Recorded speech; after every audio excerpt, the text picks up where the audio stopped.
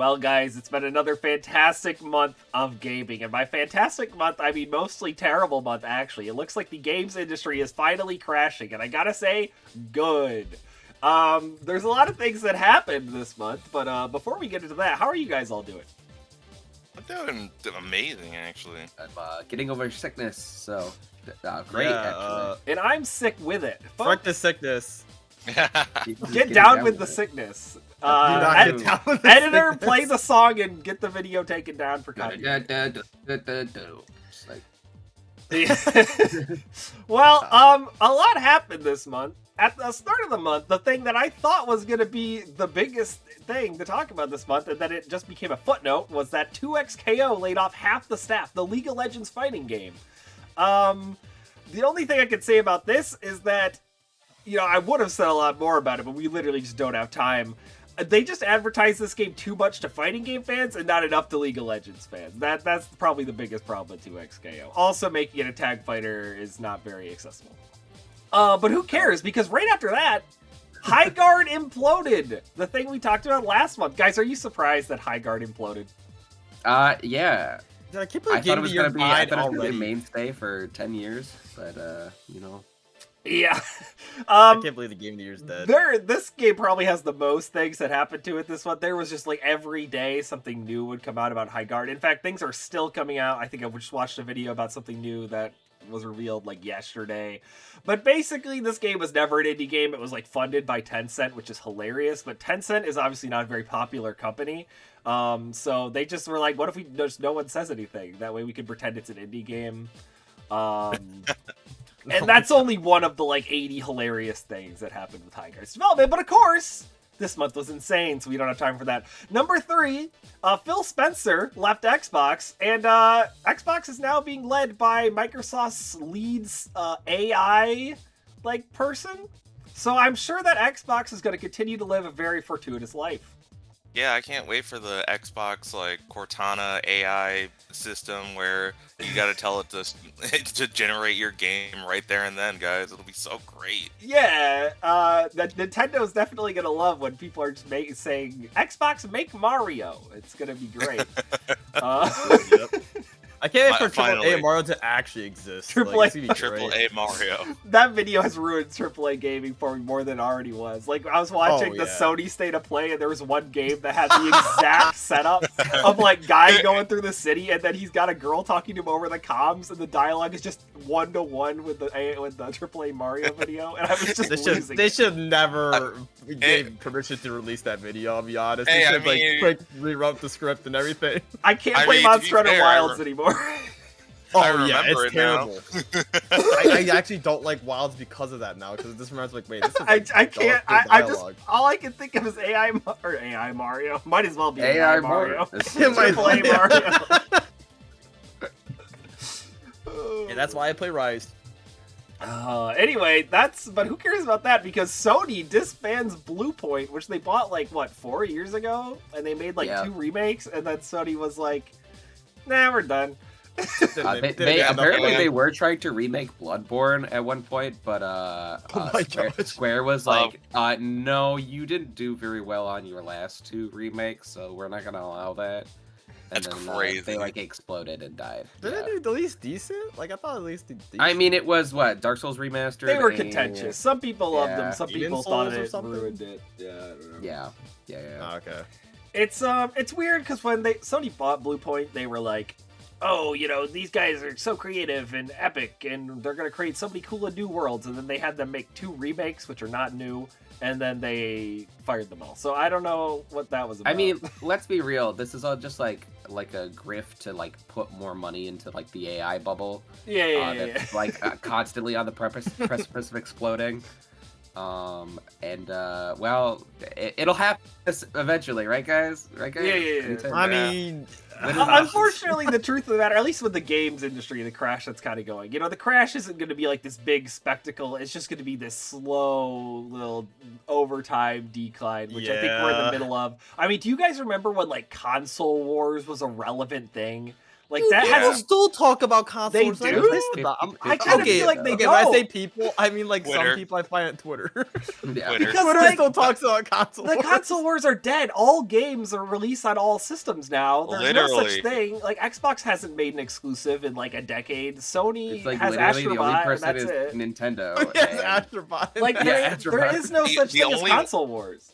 Yeah, the only real exclusives are just on Nintendo. Like, you think Pokemon or Mario is gonna be on your Xbox? No. It's so bizarre because it's like I don't know, like it's such a different landscape now, the gaming landscape, and it feels like Xbox especially is just like I don't what's an Xbox? Like who cares? I don't. It's just a worse PC that you could plug your Literally, controller into. like, And that's all it consoles is. Consoles are just getting too expensive these days. We're getting inching closer and closer to PCs. So if you're not playing Mario or Pokemon, get a PC, honestly. Yeah. And then mod it so you can play Mario and Pokemon. I mean, scratch that. Cut that out of the podcast. Weird static just came in there. That's weird. Yeah, sorry. Oh, that was weird. And also, like Pokemon announced Gen 10 or something, but that's like the 10th most crazy thing that happened. It was kind of like, well, it was predictable. That was expected. Yeah. But also, not until 2027. So you guys That's are gonna have good. like a whole year of Fire Red Leaf. I have a Free whole then. year of yeah, spoilers. Because 2026 is the year of the backlog. They knew. That's true. Yeah, they put it off just for us. The important thing is that they're giving the game a little more time, which obviously everyone can agree. I've seen a lot more positivity to the way this game looks compared to the last few Pokemon releases online. Yeah. Granted, I don't use Twitter anymore, so Unless it's who knows? me. But from what I've seen, bitching about the new Pokemon, it's because I'm. Oh yeah. I mean, I'm gonna do it anyway because it's like fun to do so. But certainly, this game seems to have a much better reveal than like the last like 5 Pokemon games from what I've seen. True. That's true. Which is good. I mean, it's on the Switch too as well, which is a much more powerful console. And shoutouts to the Miiverse guy who would always post about how good the water looks. The water does look good. The water looks great. No, The water does look. It looks Yeah, good. the water It looks looks like good. a Unreal Engine 5 water. But we can't say too much about it because Christian doesn't want spoilers. So Yeah. I feel like saying the water looks good is vague enough. No, it's actually no. I'm expecting as much because I know the titles of the games like Winds, Waves. I'm assuming since one of the titles there's is water. called Waves, I expect the water to be top notch. Come on. Actually, the sky looks great. Yeah. And they give us like Legends water texture. Legends water texture. That's the name of the game. All right, well, that's our quick, there's a bunch of other things we can talk about, but we got to move on to the games, guys. Any gamers in chat? All right. Gamers. Crickets. Zenless took my money. Well, I guess I'll go first. Do you Gamers. want to do it in order? I don't really care what order I go. I don't got no notes. You know what? We're recording this in the morning instead of at night, which for me is a huge debuff. So I'm just kind of freeforming this at this point. I completely forgot about it. Yeah, So- this is probably the most haphazard. It's kind of a mess. Yeah. I think Anyway, we should script it anyway because if you want more banter for the That is true. Yeah. Well, guys, I played a game, and as these guys know, I keep forgetting what the name of it was. Do you guys remember? Time Hollow. Time Stranger? Yeah, that's it. Something about like Hollow. something about a hollow and something about a night. Digimon Bros. It is- the board. Time Hollow, dang it. I keep wanting to call it Time Stranger because I don't know, I'm Void Stranger built.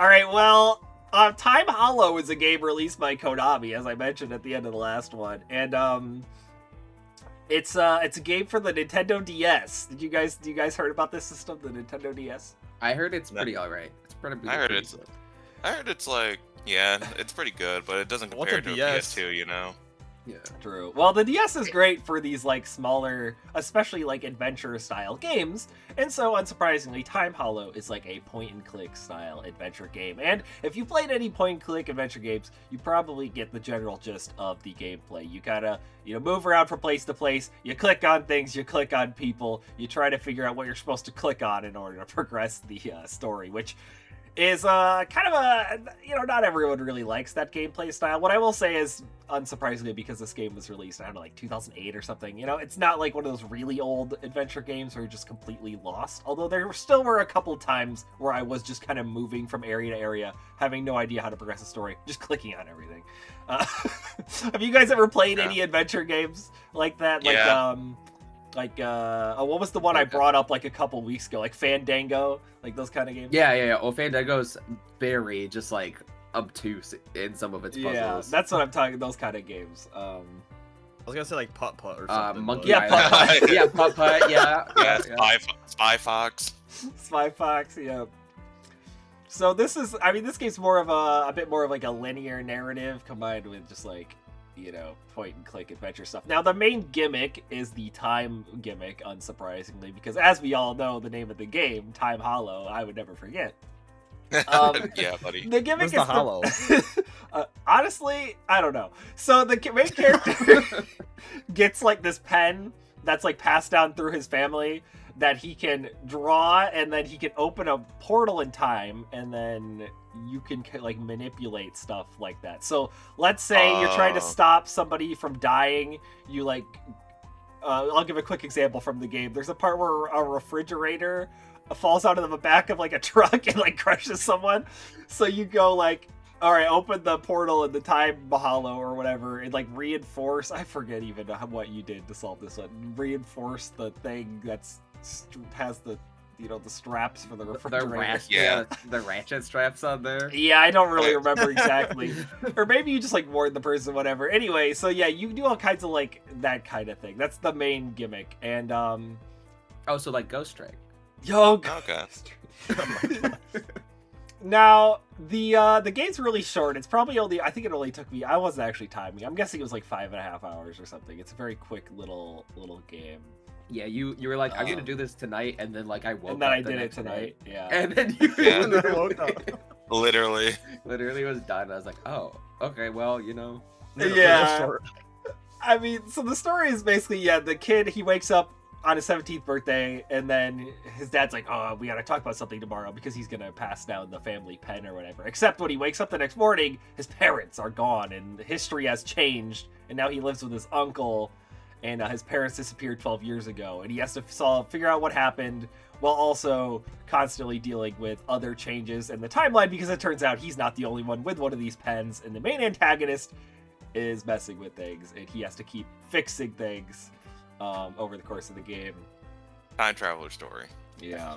So like this is like Avengers Endgame. Like I do like an antagonist that has the same powers. It's like creates like an interesting foil. Yeah. You're like, oh, this person's fucking up the timeline. I do kind of like also stopping the protagonist from doing anything. I do like that they have pens to symbolize you having the stylus in your hand as well. That's kind of cute. Yeah, it's a very Nintendo DS game, like you get taking advantage of. I was gonna say like a pen, really. That's what's being passed out. Yeah, it's silly, but it's so so the way the gimmick works is you literally draw on the touchscreen. You draw the circle you want to open. So on the top screen, you'll see like what was in the past, because the character will see visions. He can only open portals in places where he sees visions of the past. So you'll have like the vision of the past on the top screen, and then the present in the bottom screen, and then you open the portal by drawing the circle. And honestly, the puzzles don't get complicated whatsoever. It's usually pretty obvious what you have to click on, except for one time where I was really dumb and didn't see the like what was it? It was like a wire cutter on the ground, and I just was like, what am I supposed to go? But in that moment, I also found there's only like maybe 3 of these throughout the game where you can have little slight diversions in the story. And I accidentally found one of these where I couldn't figure out what to do at that part. So I like drew a circle over one of the girl's faces and like clicked on it, and you can steal her glasses. And so I stole her glasses, which means she didn't have them in the present. And every time I'd run into her, she'd be like, hey, can I have... Or no, the main character would be like, I should give her back the glasses. And I was like, what if I just never give her glasses back?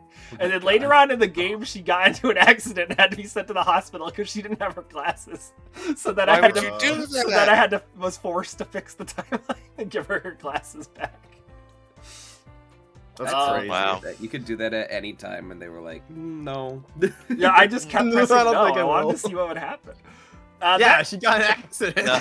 Yeah, Nate, crazy. You took away someone's ability to see. Yeah, I was gonna say that's like taking my glasses away. I'm like, yeah, go live out your day, bro. Yeah. Hey. Oh, you'll be fine. They're It's just just- cheaters. It's fine. It's Yeah. that girl also fulfills the role, which is a fun thing I like in games where she's like an in-universe, like tell you where you're supposed to go, but like it's more like creative and subtle about it. Basically, she's into like fortune telling, and she'd be like, "Oh, I think something's happening in this location."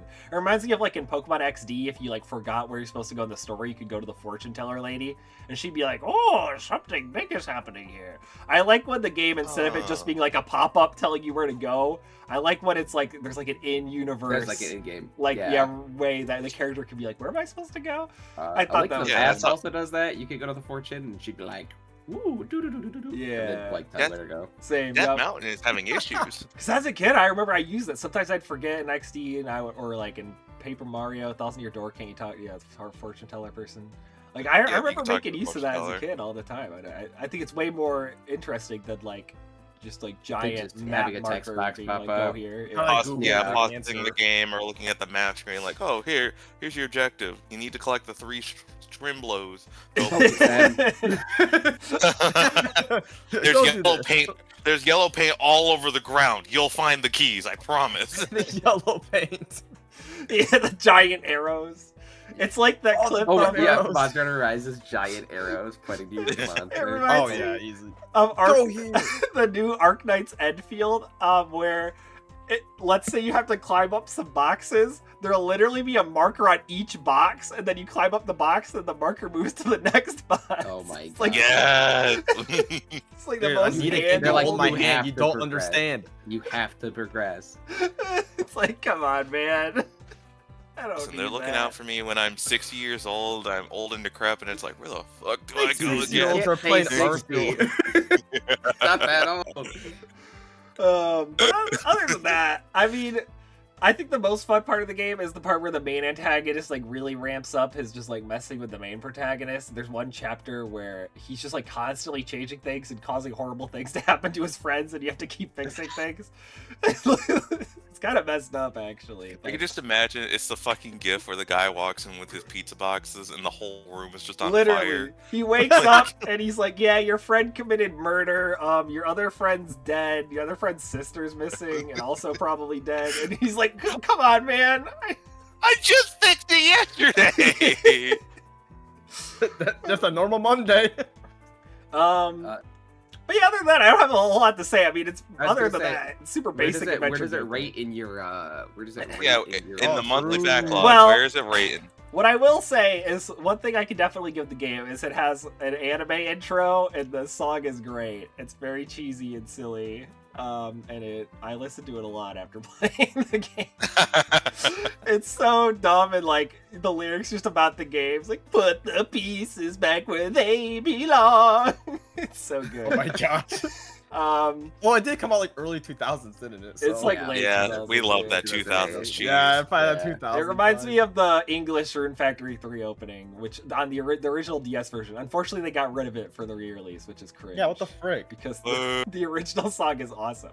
Anyway, yeah, I don't have anything else to say about the game. So where would I put it in the Pantheon? I mean, it's like at the bottom. Not that it was bad, but like, you know, it was fine. It's kind of a mid game. I probably It, will just, never it think wasn't about 40 it again. hours, so like Nate really couldn't get into it. That's also true. Yeah, I was telling them my perception, especially of these like text-based story games, has been completely warped. By my general taste in games that are extremely Holy long. crap. like just JRPGs that go on for Yeah. 100 hours that I- have like 17 different I'm used side to plots. I'm used to Xenoblade and like When They Cry visual novels, and so now when I play a visual novel that's like 40 hours, it like feels short. When I played Tsukihime Remake, that was what happened. Is it was like 40 hours. I was like, that was kind of short. But you know, You just Oh my spent gosh. almost 2 days reading a game, and that's too short. It's too short. Yeah, I mean, not if enough. you get through a book in 2 days, like that's pretty short, to be honest. I mean, back when I, before visual novels, when I used to read books, that would be how it would go. Is I'd like finish the whole book in a weekend and just be done. Fair enough. But that's me. Who wants to go next? I mean, I guess I'll go next if we want to just go in order here. All right, sure. Why am I always third? Because you're T-boy on Triple C. That's true. Oh wait, I forgot. So I'm what did I play? I don't know. I played. Oh, I played Kingdom Hearts. So I did say Kingdom last episode I said I was gonna play Kingdom Hearts 358/2 and Rechain of Memories. I only played Rechain of Memories because fun fact, they happened simultaneously, so I like picked it up and then it like I don't know, it finished. Rechain of Memories just finished in like a little time skip that they did, so I was like, oh, I have to play all of this. And that game's like 30 to 35 hours. So yeah, so I played that. It was good. It's required reading, unfortunately, for Christian. If you ever decide to play Kingdom Hearts, it is very. You do have to play those games. So this also came out in 2008 on the PS2 because people didn't play the original Chain of Memories. Yeah, it's a remake. The Game Boy, or the GBA rather. So you're like it takes place after Kingdom Hearts 1. You're Sora with Donald and Goofy, and you go into this big old spooky mansion or castle, Oblivion or whatever. And then you like go through the worlds as you progressively forget everything. And you meet the organization that's behind it all, which is very important characters. Yeah, very important characters. It is funny that they were introduced in the Game Boy Advance game because I feel like they're so synonymous with Kingdom Hearts 2, but like it's not where they started. It's crazy, like because I'm playing them in chronological order in terms of like when they would meet, and it's just like they are dropped on you. Like they're just like, yeah, Sora basically gets kind of coerced into going into this castle, and then they just like appear and are like, you are now, we're gonna mess with you now, Sora. And you're like, what is, who are you? No build up or nothing. Yeah, like legitimately. They do it's this like, damn evil organization. It's funny because you're largely fighting this kind of sect that broke off the organization led by Marluxia, who's kind of going against the large organization. But you don't even know. But you don't even know, yeah. But because you haven't met the rest of them. The organization like is just like, yeah, we're gonna be. They're like in the castle messing with you. I don't even think they're called Organization 13 in the game. That probably not. I think they're just the organization or something. Yes, because from what I remember, I've heard people talk about this when the game first came out. The organization members, they refer to their own number, but they never tell you how many there are. So whatever the next like biggest number person would announce their number, like kids back in like 2000, whenever the Game Boy Advance game came out, would be like, whoa, how many of these guys are there? Yeah. So they all got sent to Castle Oblivion. There's like there's 3 of them you see regularly. 3 or 4? What is it? It's Axel, Marluxia, Larxene, Vexen. And and then you see there's a spoilers. There's a second route that happens with Riku. It's a much shorter experience. And you see oh my god, what are their names? I don't remember. They're literally, I'm gonna be honest, they're the 2 most forgettable members of the organization. It's the edgy guy and the guy, it's like Lesius or something like that. It's something like that. Book guy and strong guy. That's what I know the best. Book guy. Book guy and strong guy. So the gameplay is like, it does the same thing that I think I take issue with a lot of Kingdom Hearts games, and which you just like, you unlock your abilities that like feel good really slowly. So like for the first like 3 worlds, you just have to do like your standard like I mash the button combo, do your 3-hit thing, and then like move on. But in this game, you have you get like cards, so you have to like cycle through your moves, and they all have like a number from 0 to 9 on it. And like it's kind of like war, where the bigger number trumps your enemy's other number. Except 0 trumps all of it, but 0 can be broken the easiest. It's an interesting system for sure. It's very unique. So I've played maybe like half of Sora's Route on Recom, and I played maybe like 80% of Sora's Route on the Game Boy Advance game. So I have experience with both, but I never beat either of them. But it's very bizarre because you're like, on one hand, you're trying to do action RPG stuff. On the other hand, you have to worry about like numbers and like playing war at the same time. It's such a weird like card battling thing that you have to do. But then also it's like you are in a 3D environment and you have to do like real time like dodge rolling. And you're basically doing two things at once. Yeah. Which it should not surprise anyone that there was actually a sequel to Chain of Memories, which got canceled, however, was reworked into a little game you may know as The World Ends With You, which is unsurprising because that game also has the thing where you're playing two games at once. Yep. So it is a very like you do column A, column B. And if your brain does not work like that, I could see why people would probably want to skip it because it is very it's very stilted in how you actually have to play it. Sometimes it's really focused on like I'm just gonna mash through these like these cards and like deal damage. Or you're like I'm gonna focus on these cards and like beating over my opponent, and then you're like kind of not focusing on dodging as much, which is really really weird. It's very strange. So is the GBA version like that, but like on a grid-based system? It's very similar. It's just 2D instead of 3D. It's a 2.5D kind of like beat 'em up style. You get in a little arena there. Which I actually, now that I played Rechain, I would just want to play the GBA version just because I think it'd be an interesting I thought the GBA version was a little easier, except for the Vexen. Dude, the Vexen fight in the GBA version is a nightmare. Dude, he was bad in this one, to be fair. Like, it was pretty difficult. I never got to Rechain. Does he have the gimmick? So in the Game Boy game, his whole gimmick is he has a giant shield on his back. So you can't ever hit him from behind, which is really annoying. So yes, it's actually, but he holds it in front. So now you have to go behind him. Oh my god.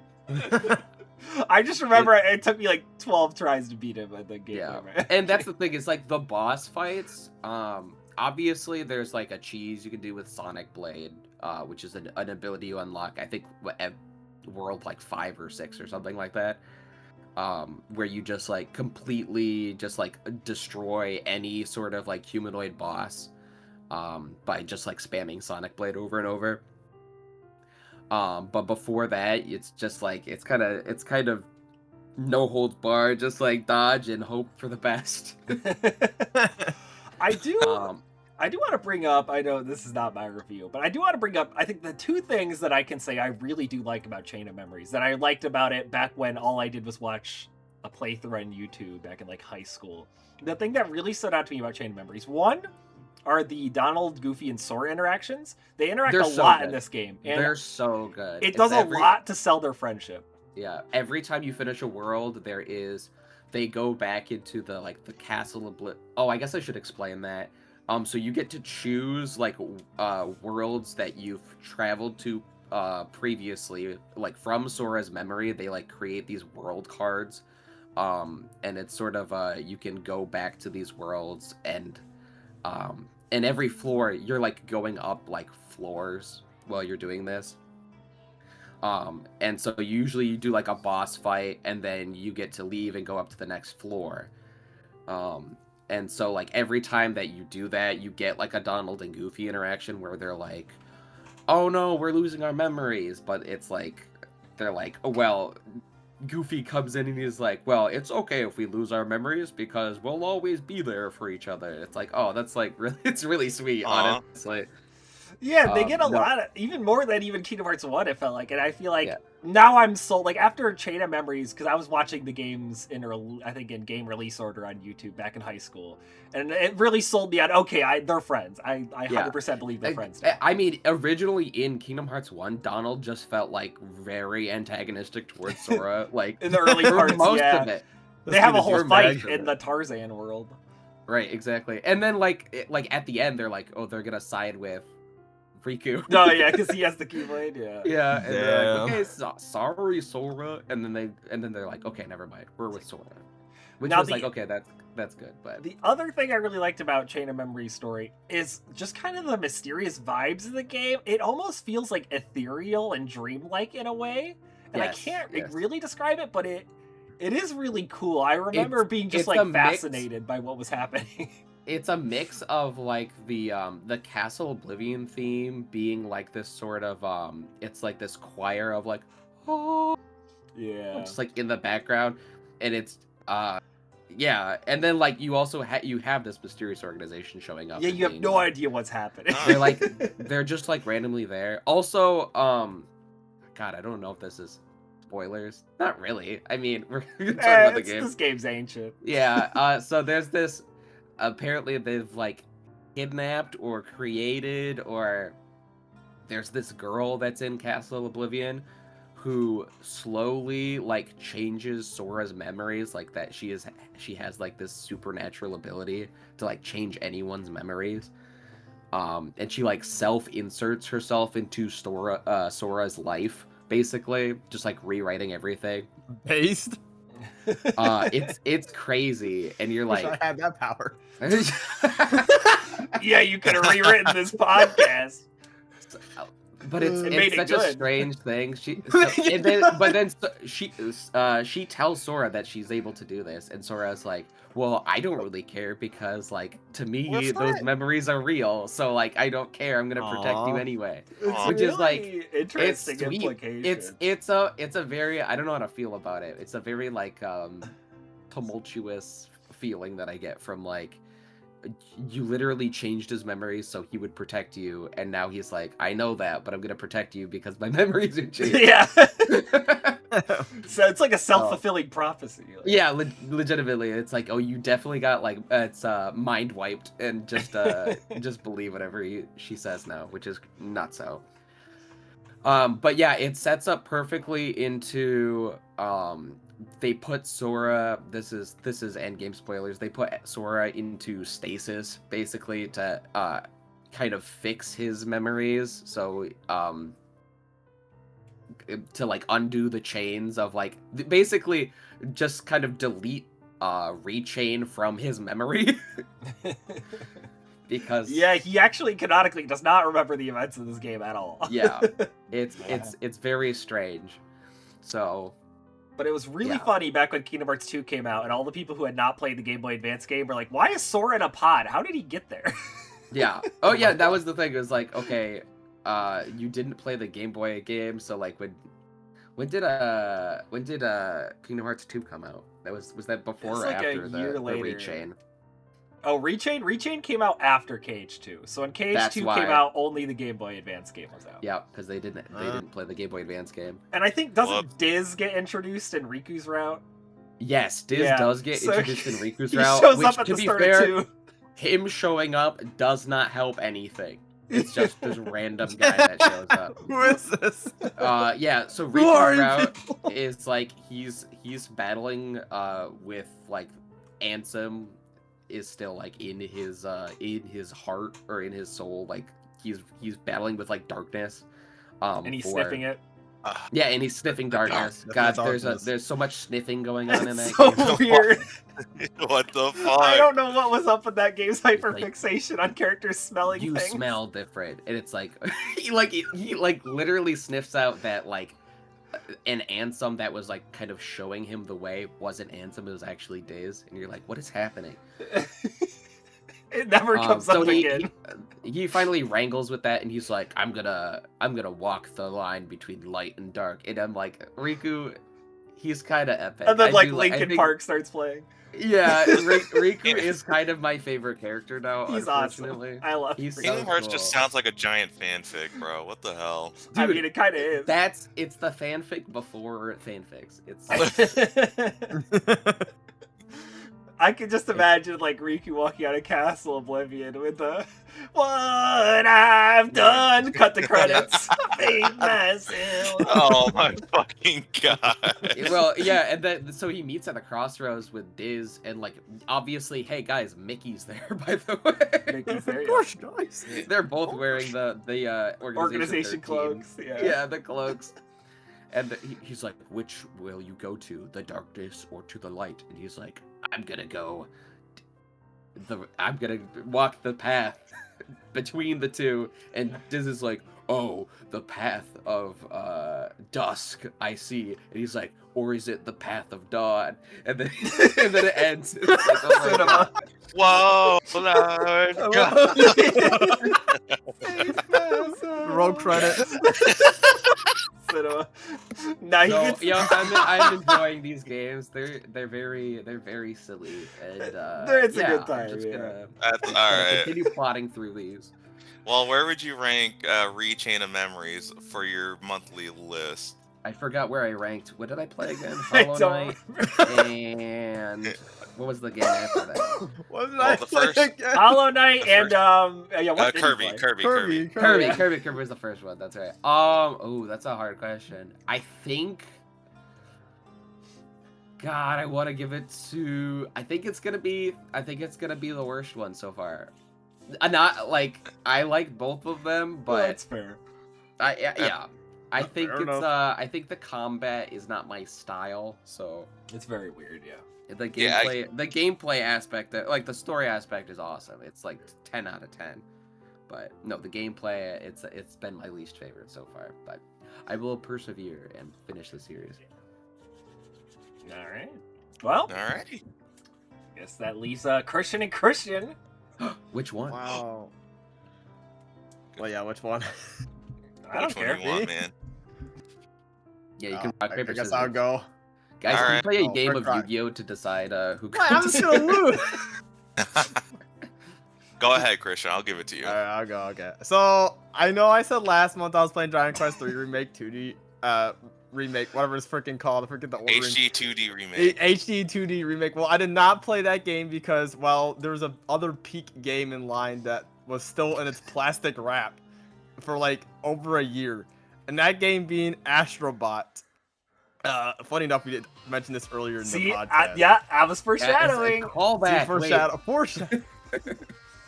Vision. I'll put in the subtle Anyways. foreshadowing, like back when I say it.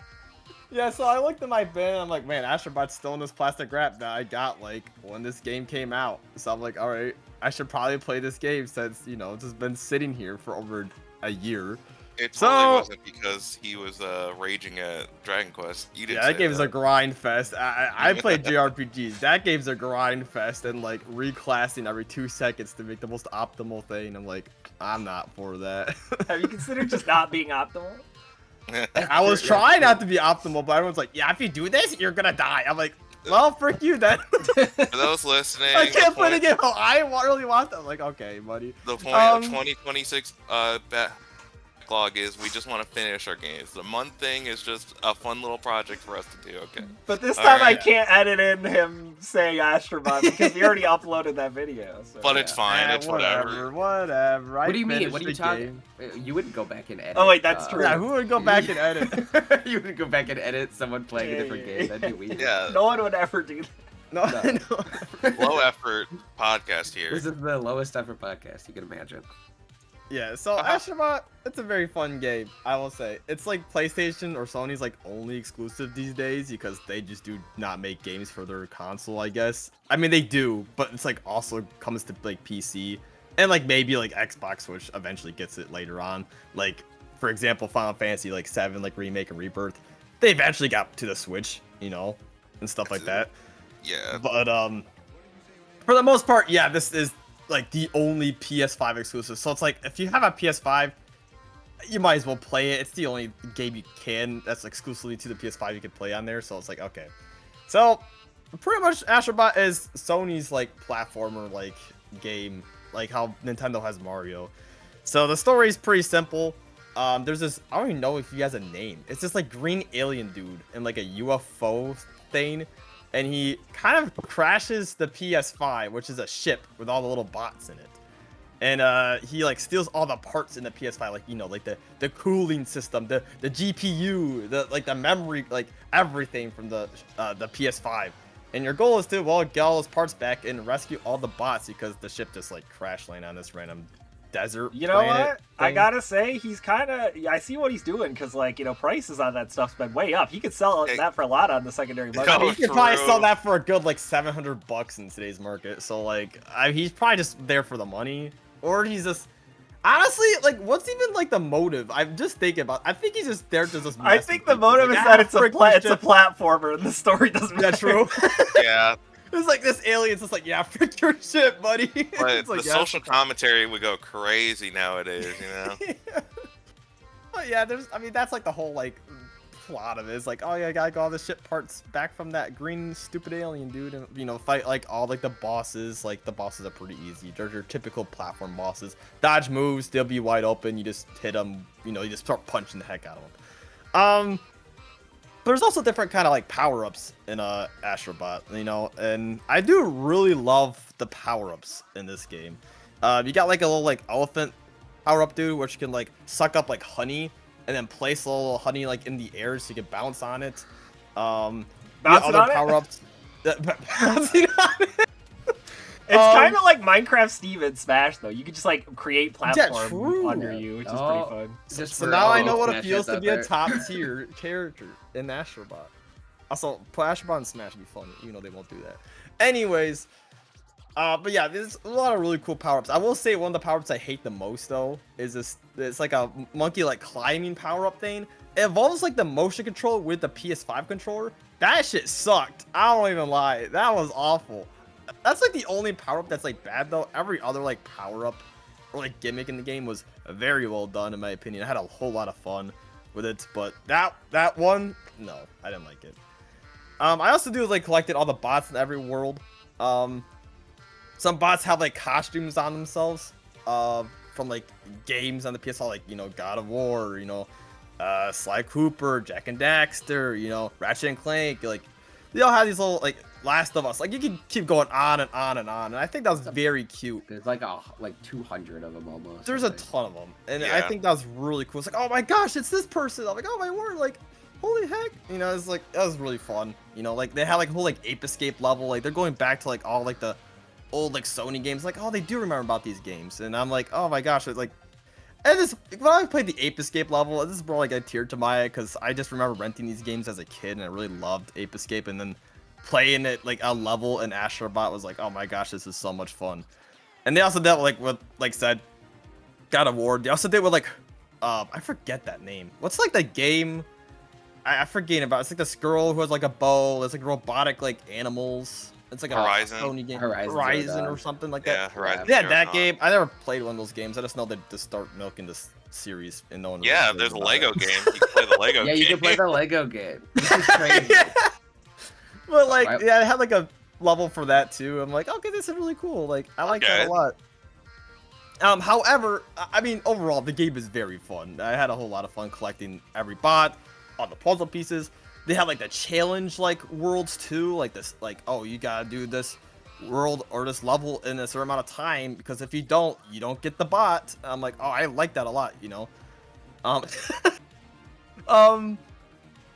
yeah, it's very fun. I like the challenges too, like the final like level I played. It's the right amount of challenge. You don't get it like a checkpoint, so you die, you start at the very beginning level. But it's the perfect amount of challenge where it doesn't make you like rage. It's like, okay, I gotta do this when I get to that area, and then you get further into level, and then you die there. It's like, okay, I gotta do this now when I get to that area. But the levels aren't really that long, so it's not a whole lot to like memorize, you know, when you're going through these like checkpoint. Like, I mean, most levels have a checkpoint, you know, but these like challenge levels don't have like checkpoints in them, which I liked a lot. I could probably go back to them and replay them just because they're that much fun. And I kind of wish there were more of them, honestly. They were just that much fun. That was probably the most fun I had in the game. The replayability, I like it. I like it a lot, and I wish there was like more of them, but like I could see why, like, you know, there's only a certain amount of them. It's toward like it's like the end of the game, like after you beat the main story, they get opened up to you, of course. So it's like, I guess like post game stuff. But yeah, very fun game. However, here's my one complaint, and this is he hates it. He hates the game. I hate the game. I'm jokingly. I hate, no. So, true. I mentioned before that they remember their like old IPs, like Ape Escape, Sly Cooper, yada yada. Keep going on it, and people probably already think where I'm gonna come from. Wait, are you? So you're telling me they remember Sly Cooper, but they ended up Sly 4 from like 13 years ago? off on a cliffhanger, and they have like no intention of going back to that. Like, I would be fine if Sly Cooper 4, because I know Sly Cooper 4 ends off on a cliffhanger. I know that. You know, it's no surprise.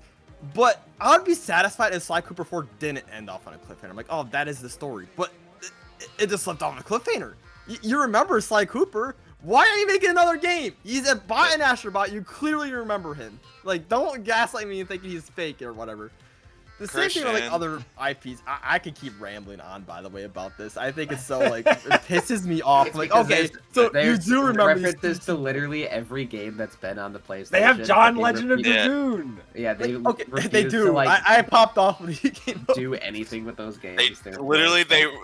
It's funny that they like remember them, but the PlayStation CEO once said, "Yeah, there's just no IPs for us to make games anymore." There's nothing. That's the part that really gets my gears grinding. Because like, oh, we don't. It's like what we're talking about the console war. It's like they have all these exclusives, they just don't make them anymore. I know. Like, Sony could literally like trump like everything known to man if they just literally. I know we're going back to another Horizon game. We're going back to the state of. Those are important. Those are important. Dude, I can't believe Chrono Cross was in here. What the hell? I'm just like scrolling through. Yeah. So what I love about the Astro Bot bots is that they didn't just pick like popular ones. Like, they picked everything, even extremely obscure games that I had to Google and look up, which makes playing the game really fun, because you're like, who the heck is this? And you go look them up, and you're like, oh, I never heard of this game. It's really fun.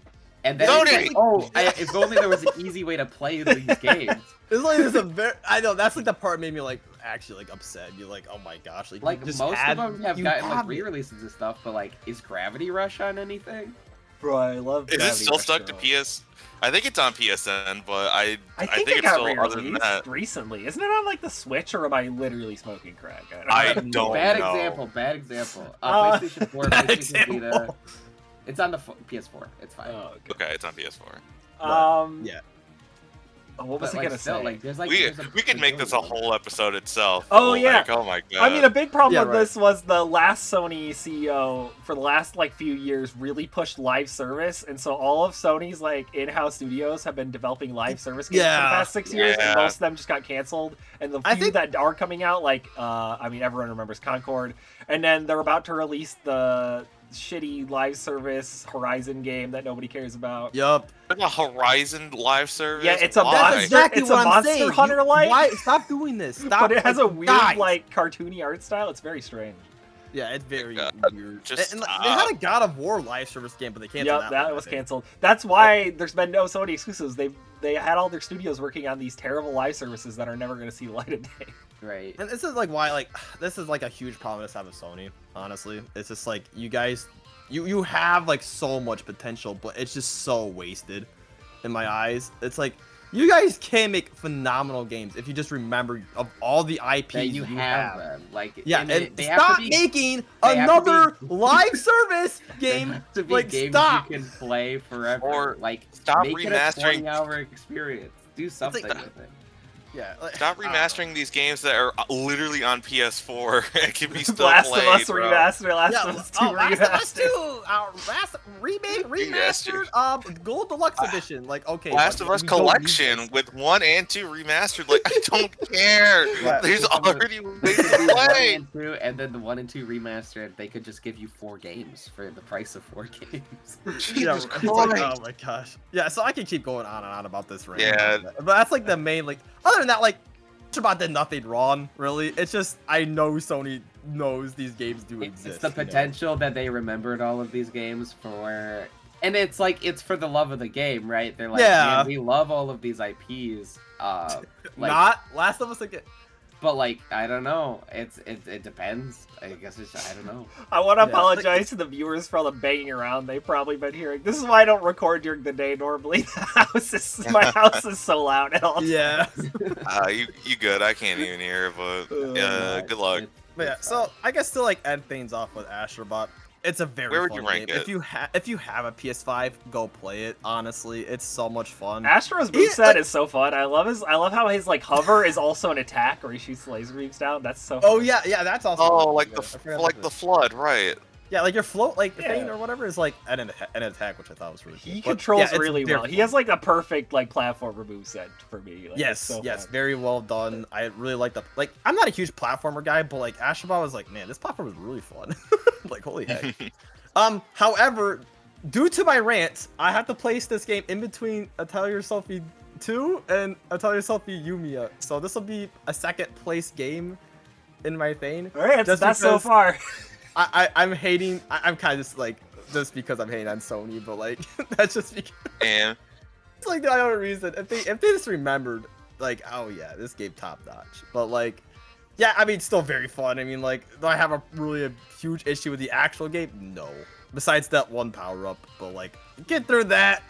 Like that's like 2% of the game. Like, it's like, oh no. All right. But yeah, it's very fun. Well, go play if you have a PS5. If not, go spend like $500 on one. True. Not doing that. I'm not doing that. Well, But yeah, that leaves that is my very review of Astro Bot. Triple C Gamer. Who played Highguard, I think it was. No. No, I think No. he played Concord. No. I think he played. I think he got into the closed beta for the new live service Ball Girl game. God. I already forgot the name. Horizon. No. Dude, don't even let me get back to that rant. Kill it, man. All right. So gamers, last month I said I would be playing 2 games. I was playing Sonic Adventure and Sonic Adventure 2. So we're gonna start with Sonic Adventure. I do have notes for both, so I'm gonna start with Sonic Adventure. So let's just say, start off. This was a long time coming. These guys here would always give me shit because, I say I'm a Sonic fan, but I haven't played Sonic Adventure or at least Sonic Adventure 2. Like, what the hell are you doing? Yeah, Well, we correct. finally. Yeah. But we The games are like, what, finally, 30, 40 years old? Like, who knows how old at this point. Yeah. I think they were 90s or something, but like, yeah, 30-ish, but whatever. But we finally can say we did it. Let's start with Sonic Adventure. So Sonic Adventure, the main story is how each character in the game deals with the new threat in town, Dr. Eggman and his monster Chaos. The game is split up into 6 characters, but before we start talking about that, I want to just say I'm going to break down each character as I go on, but I want to say that I did play the Steam version of Sonic Adventure, so Sonic Adventure DX, which is probably not the best way to play it. It's not a very good port. It's the best. Oh. Yeah. Yeah, it's for sure. Yeah, it was the myriad of jank I experienced, and I was going to give shit to the camera, but Logan literally saved it by teaching me I could change the Turn camera. on free camera. Yeah, I thought whoever it was had like the known camera thing. the whole playthrough. The PC Yeah, version yeah. of Sonic DX is a port of Sonic Adventure DX for the GameCube, which is already a bad port of the Dreamcast version, which added a ton of bugs. So now the PC version is like extremely buggy. Yeah, it's collision detection. I had multiple times where I just phased through level design. I had multiple times where the camera would just get stuck, even after free camera. I just had to kind of free ball, like, okay, it's fine, it's whatever. I mean, okay, again, it's like 30-year-old game. I can get past all that. The game looks fine. The music was fine too. Like, nothing too amazing, but I can at least remember some tracks like Emerald Coast, Speed Highway, Hot Shelter, Ice Cap. All of the character songs. I love Yeah, all all of the them. main theme, all the- character themes are peak. Listen. Unironically, most of those are bops. I like all those. Had all those on my Sonic, all those MP3 characters. player as like a 12-year-old. Yeah. Like Tails' as I Want to Fly High. I even like Amy's song. Big Song was pretty good. Yeah. Like I can't knock it. But okay, let's start.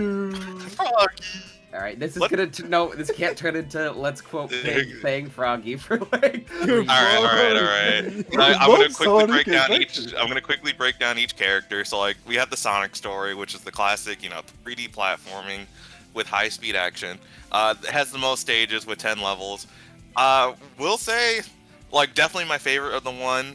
But each just imagine each story is just gonna be the same complaint with the camera and just general jank. So I'm not gonna knock at any points there.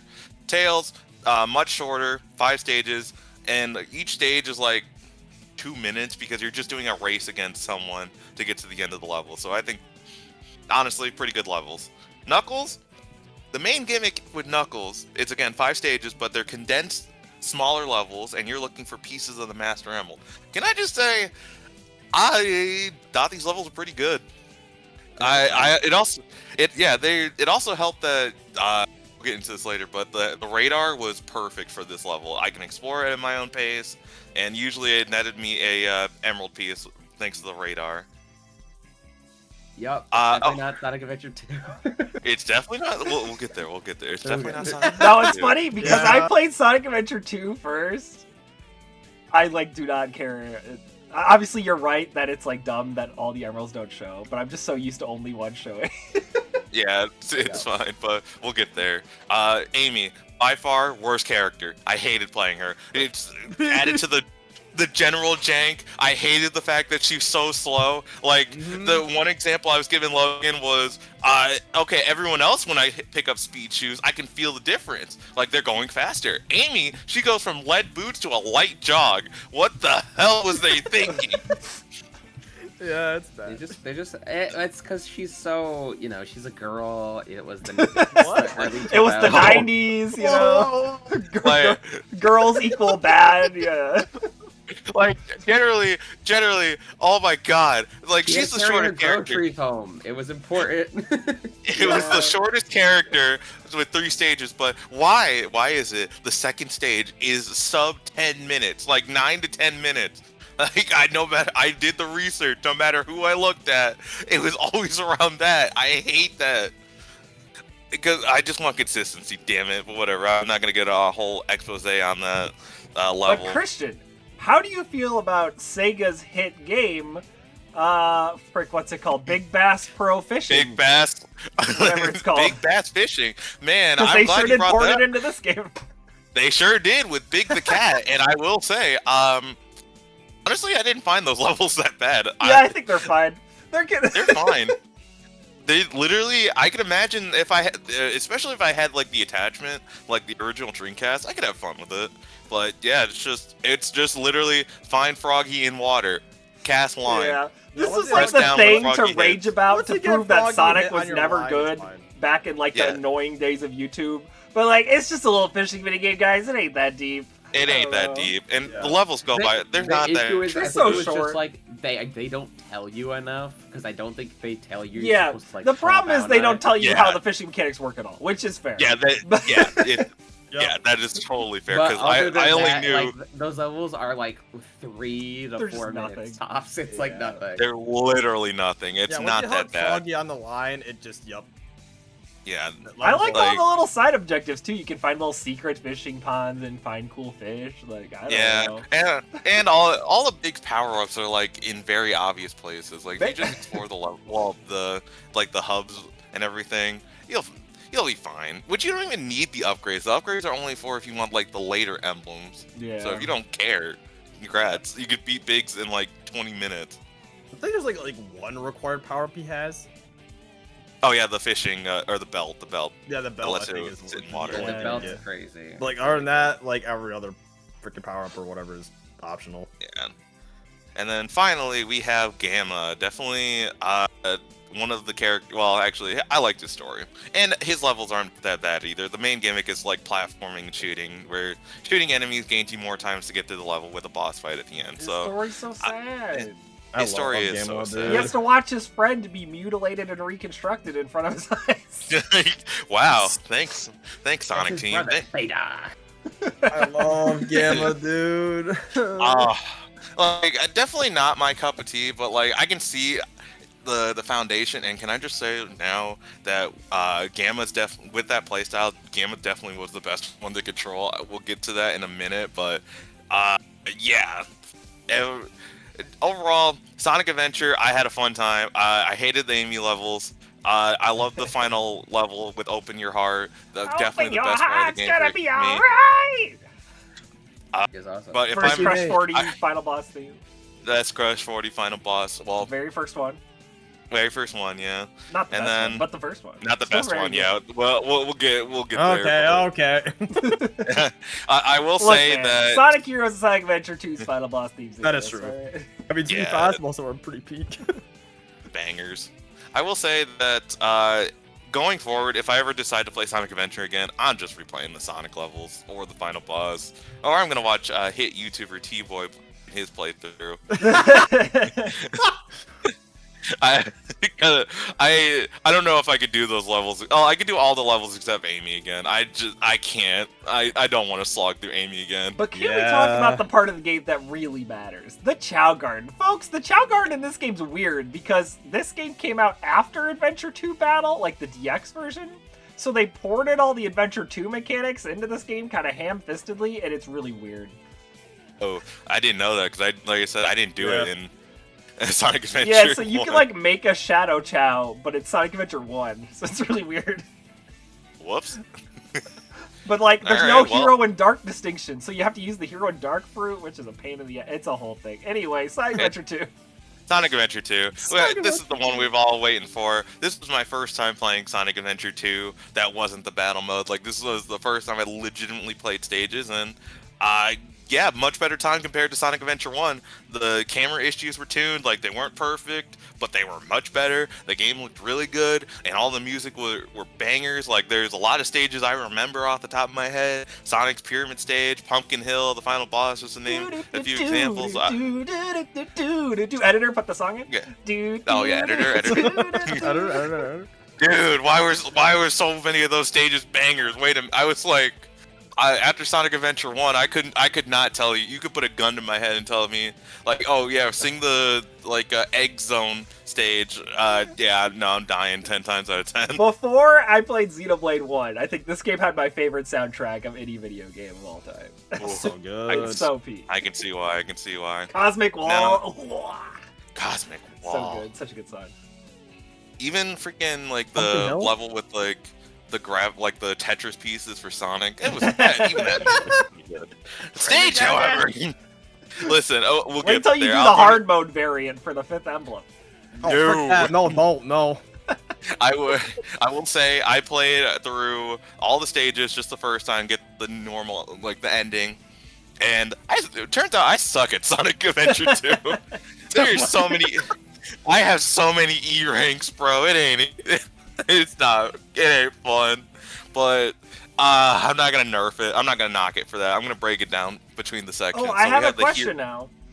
Now that you've played both Sonic, so it's Adventure 1 and Adventure 2 Sonic/Shadow gameplay has a pretty big distinction where like Adventure 1 leaned a little bit more towards kind of the little more exploration. There's a little more side paths and extra stuff.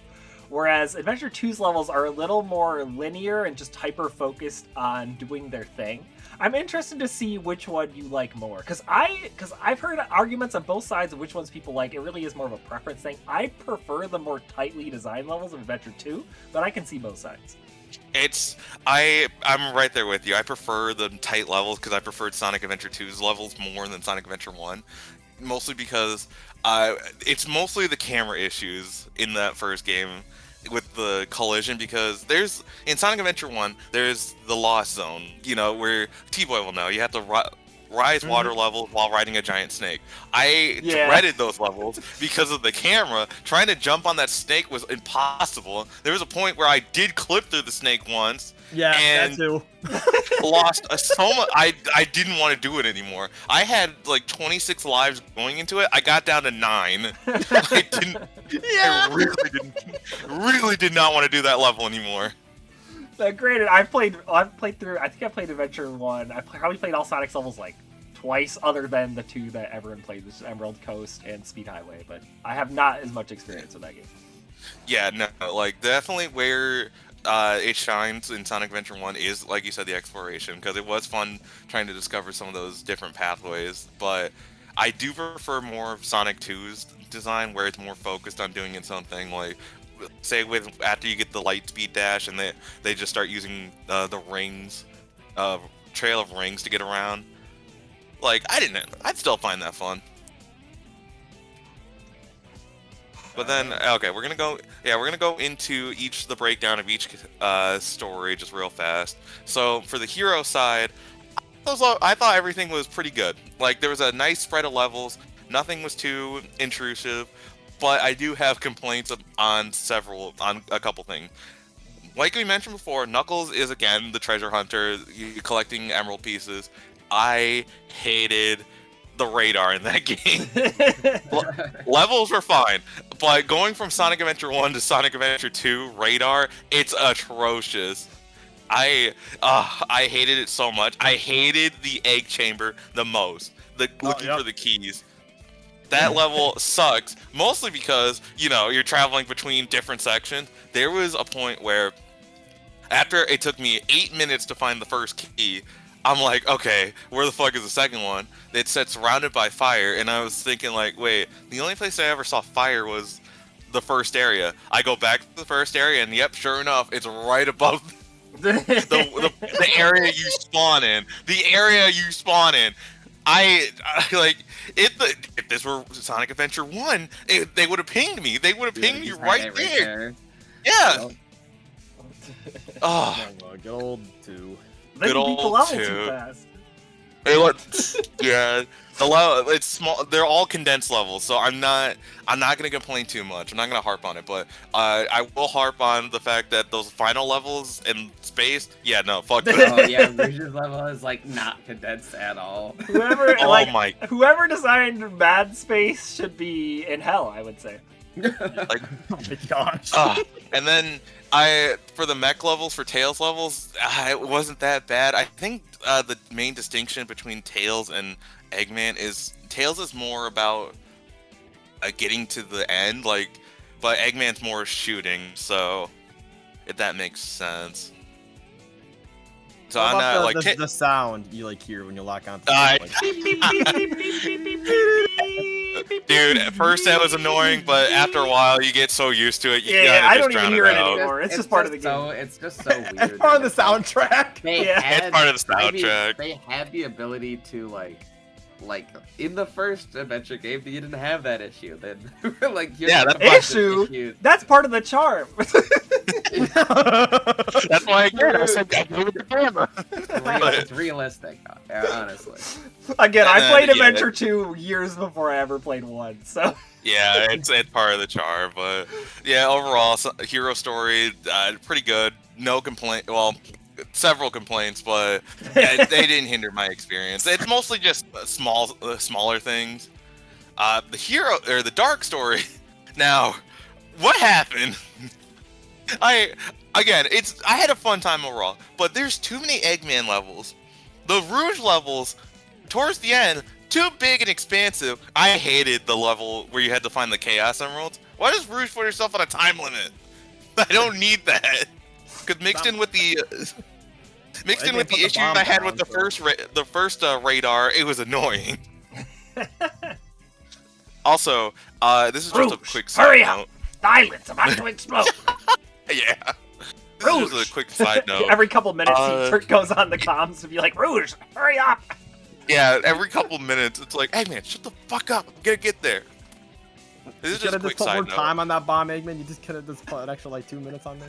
There goes Hawaii. There goes Hawaii. The island. There goes Hawaii. There goes Hawaii. Folks, watch the Sonic Adventure 2 fandom. But I did also why did Shadow only get 4 levels? Sonic got 6. Why did they give Shadow 4, man? I want high-speed action.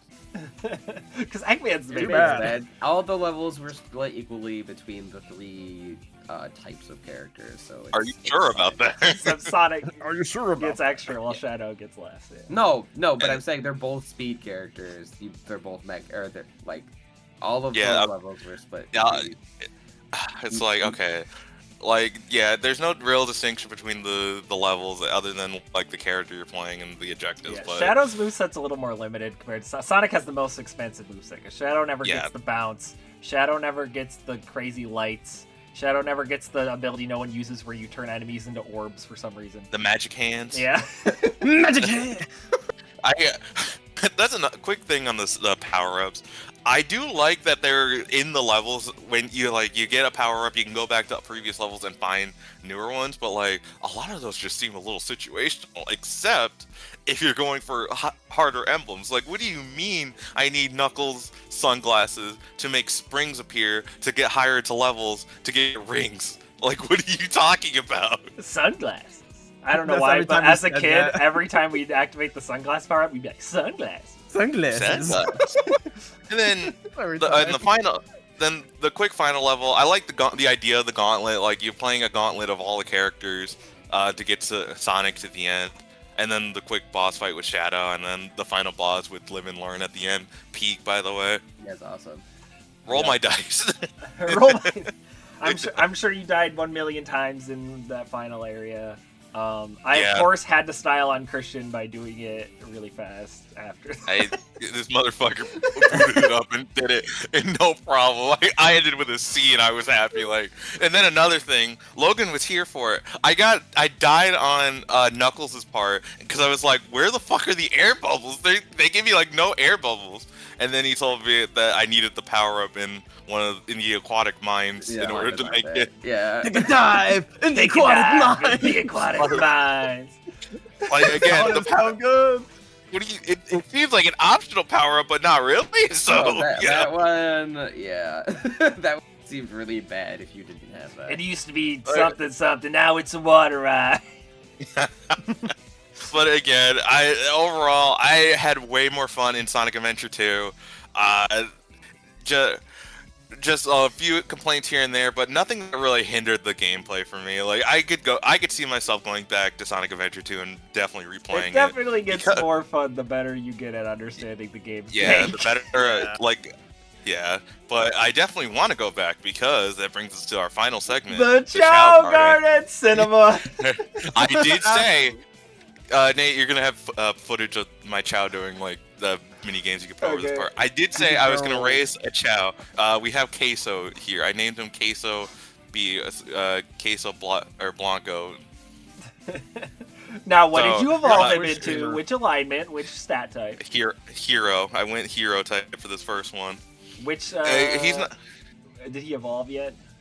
He did not evolve yet. As of this recording, he's still not evolved. We're trying. I'm still trying. But like, I definitely had way more fun, and I didn't realize how deep the Chow Garden was. I thought it was just a simple, oh yeah, no, raise Chow, beat levels, get thing, and then eventually they evolved. No, holy crap! Nate sent me the wiki for this. It's like, why are there so many guys? Bro, you can IV breed the Chow. There's all kinds of different like color variants by breeding the Chow. It's so good. Two-tone, Like, everything. Two-tone Oh my shiny gosh. Chow.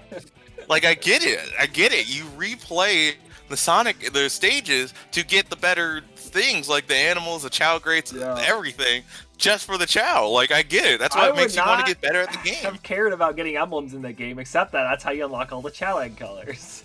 Yeah, like, literally.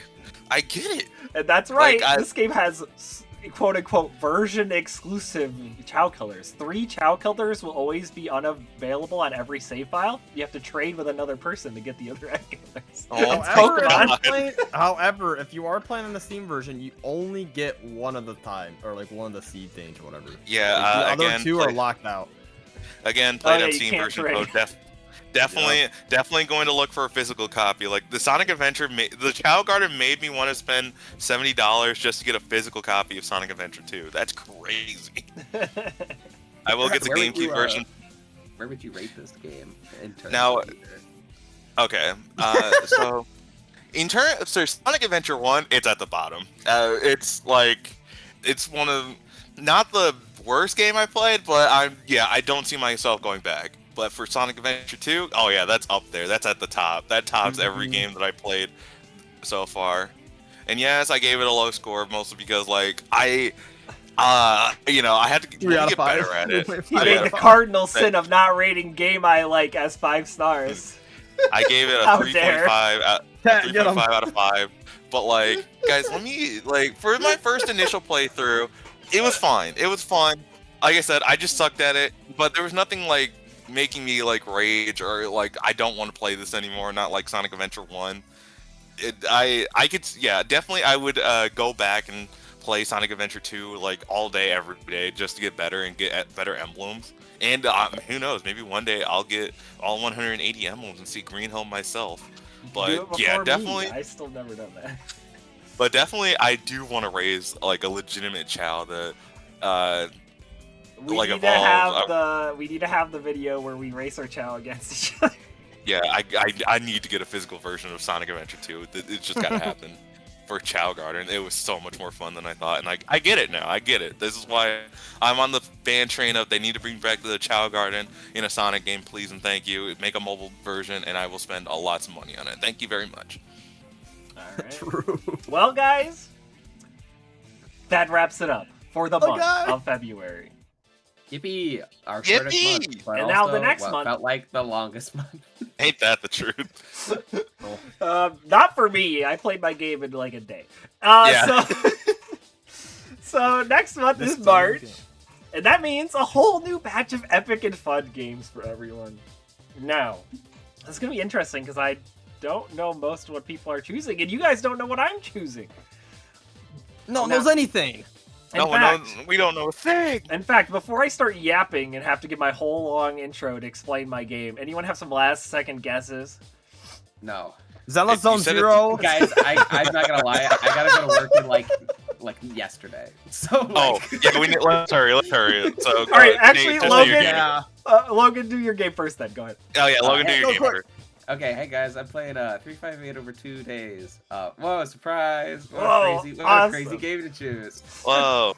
If I find time, I'm not gonna find time because Monster Hunter Stories 3 comes out midway through March, and I will be playing that for the last bit. So if you need to leave to go to work at any time, feel free to just leave. Okay, yeah, that's good. I'm going right now. See you guys. All right. Bye.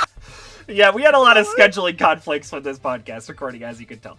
Anyway, Logan's not gonna know what game I chose until he watches the video, which is gonna come out on Monday, so it's not gonna be that long. Side note, he doesn't watch these. Well, he's gonna have to. He's gonna have to now for the ending bit. All right, now I can do my incredibly long yap. All right, gamers. Any last-second guesses besides Endless Zone Zero? Let's my only guess. 3DS game with DLC. Wait to 3DS game shit. I don't know, freaking Shin Megami Tensei Apocalypse. No. Okay, gamers. That's DLC, right? I had no idea.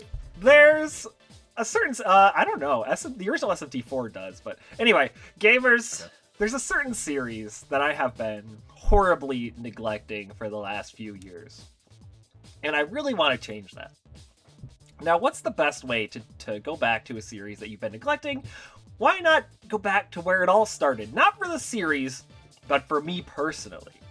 The very first game I ever played in this series, back 13 years ago. In fact, I went on my 3DS to see when I first booted up the game, and I forgot the exact date, but it's like summer of like 2013. There's a little game that released that changed a series forever. It was called Fire Emblem Awakening for the Nintendo 3DS. Oh. Now, I know what you're thinking. What the fuck? How does this qualify for the backlog? Nate, you've beaten this game like 9 times and started like tons of other playthroughs that never finished. I have like 150 plus hours in this game. How could this possibly count? Well, gamers, I have great news. See, there are 2 reasons for doing this playthrough. The second one is the more backlog-related one, but let me get the first one out of the way. Plan number 1 for this playthrough. I want to fully experience the game again. Every time I've replayed this game, I just mash the start button and skip all of the dialogue, especially the support conversations. I have not read through the entire story, and I definitely have not read any of the support conversations since 2013. It's been a long time, and so I really want to refresh myself and actually, give the game story a fair shot again. Now, I also want to, as part of this, I want to play every single map. Because I don't think I've ever completed every map on a single save file. Awakening's a bit different than a lot of other Fire Emblem games. People often refer to it as like a sandbox. I don't think that's a perfect way to describe it, but I get what they're saying. There's a lot of side maps in this game. There's tons of paralogs, and then there's also the spot pass maps, which I guess you wouldn't be able to get now, but if you've ever connected to Spot Pass before the servers went down, you'll just permanently have these. That adds a ton of additional content to the game. I think the closest I ever got to clearing every map on one save file was... I got almost everything done, but I don't think I ever recruited, like, Yarn, so, you know, pour one out for him. But I want to actually complete every single map on a single save file. And that includes, as the second part of this, the DLC. I only owned some of the DLC as a kid. I never owned all of it until the servers were about to go down, or the eShop was about to go down. And I purchased all of the DLC. Now, not only am I going to play all of the maps in the main game, I'm also going to be playing every single DLC map. And that is why I have chosen this game for this month, because I have extra free time this month, and this is going to take forever. And to even add to how long this is going to take, I don't know how much you guys know about... I mean, I know that a Triple C gamer does not know anything about Fire Emblem, but I don't know how much other Christian knows about a little map, the final map that was released as DLC for this game, called Apotheosis. I'm looking up the map right now and see if I know about Apotheosis was the final DLC map released for Fire Emblem Awakening, and it is one of the most difficult maps in the entire franchise. It was designed around the fact that Awakening is an incredibly broken game where you can infinitely power level. And in order to... They wanted to design a map around this fact, and so they created Apotheosis. It is a Nightmare Gauntlet of 5... It's like 5 maps in one. And it also has a secret route through the map, I think, if you clear the first wave within 1 or 2 turns. And I want to complete that. I want to beat Apotheosis on the secret route on hard mode, which is going to take a whole lot of grinding and optimizing builds. And it's going to be long. So that's why if I'm going to do this at any point, it's got to be this month. And I've always had it on the backlog. This is where it ties into the backlog. Apotheosis has been on my backlog for years at this point. I want to complete Apotheosis. I want to beat it to say I beat it. That's why it qualifies for the backlog. Yep, it qualifies for those listening. But here's my, okay, so why hard mode and not Lunatic? No, I'm just kidding. Because Awakening Lunatic mode is dumb. It's nightmare. It's a nightmare. I know. I have beaten it by cheesing it with DLC grinding. Oh, yeah. But yeah, hard mode I think will be plenty good enough. I'm not doing normal mode because normal mode Awakening is just you just turn off your brain. It's the game plays itself. I mean, if you've never played a Fire Emblem game before, it'll probably be plenty difficult. But if you have any experience with the series, and I've played thousands of hours of Fire Emblem, normal mode Awakening is just nothing. Yeah. So yes, not only am I trying to re-experience the entire game again to get fresh opinions on it, I'm also, for the backlog, I'm only considering the game completed if I complete Apotheosis. Okay. So there you have it. Fire Emblem. So, go ahead, Christian. What's your next game? Well, I kind of also foreshadowed my next game in my rant about Astro Bot. If you... Foreshadowing, right? So, I did mention about Sly Cooper. I love Sly Cooper. However, I never played the 4th game because I didn't own a PS3. I played the trilogy. Not actually like the trilogy like this collection. I own collection or whatever. I own 1, I own 2, I own 3, all separately. So I never played the 4th game. So therefore I am playing Sly 4. I need like I know that games or the Sly games aren't really that long. And with Monster Hunter Stories 3 also coming out like halfway through this month about I need like a short-ish game to play, but also not like too short. I know some stuff about this game already, so it's not gonna be like a whole like blind playthrough. I'm pretty sure, and Christian can fact check me on this, that the bottles are back in this game. Yes, they are. Okay, they are. And I just want to point out, I know a lot of people don't like the bottles. I love the bottles. I love like going around and collecting them and stuff like that throughout like the overworld. It doesn't mean I'm just like kind of like going from like mission to mission constantly, you know. Yeah. It gives you some exploration to do. I will say that the bottles that cliffhanger you mentioned are only accessible if you get all the bottles. Nothing else really matters, just the bottles do. Oh, okay. So yeah, but I will be getting all the bottles. I do plan on doing that. I will be trying to like get like everything, or not. Maybe there's also these like the these weird secret like little things that you can collect, but I don't think I'm doing there's that. a lot of collectibles in Sly 4. So. Yeah, I'm just going for bottles, really. And if there's another like easy collectible, I'll go for that one too. But yeah, for the most part, yeah, I never played Sly 4. I heard it's actually like not like terrible, but like I know people don't really like the whole like redesign of the cast. I think that's like the biggest like thing that people didn't really like about the game. Furry. But furry. But for the most part, I mean, I think it's fun. I'm pretty sure I heard fine things about it. So I don't want to give my opinion about it because I can't really give my opinion about the game because I never played it. So yeah, that's my game for March. All right. Triple C Gamer, what is your game? All right. Well, as mentioned, we kind of got to get some short games, because yeah, guys. Yeah. For me, month of March is kind of fucked because I have 2 games. Like right now, I'm playing Requiem, but we're not gonna count that for the backlog. That's just a new game I want to beat. So I'm grabbing a game off of my shelf that I purchased a long time ago, for like $20, but I never played it. I literally just bought it and then just to have it. Yeah. We are playing a little-known platformer called SpongeBob SquarePants: The Cosmic Shake. Oh, holy shit. Yeah, so the reason I'm picking this game is because, I mean, yeah, it's short, but also because, as someone who grew up with Battle for Bikini Bottom, I love that game. And so to hear, like, they did the rehydrated remake, it did really well, and so it compelled them to do another spiritual successor of Battle for Bikini Bottom. Yeah, I'm down for it. I want to give it a try and see if maybe it's a hidden gem or if it sucks. Let's see if they fucked it. All right, sounds good. We've all picked nice short games for this packed month. You know. Anyway, I'll see you guys in 80 hours. Hey man, hey, you got actually time. Yes, I have a week off, and that week off is don't. gonna be a whole lot of awakening. We'll put it that way. Yeah, yeah. So you'll a week of awakening, and then you'll go straight into Stories 3. It's fine. It'll be fine. Well, guys, this has been a great episode. I'm sure you can hear the banging above my room. Yeah, we need to go. The world is collapsing. This has been the longest episode so far, an hour and a half. Whoops. But I hope you all enjoyed it. See you guys next time, and make sure to tune in because next episode, it's gonna be a little special. See ya. Oh no. Foreshadowing. Uh-oh. Bye, gamers. Bye, gamers. Bye, gamers.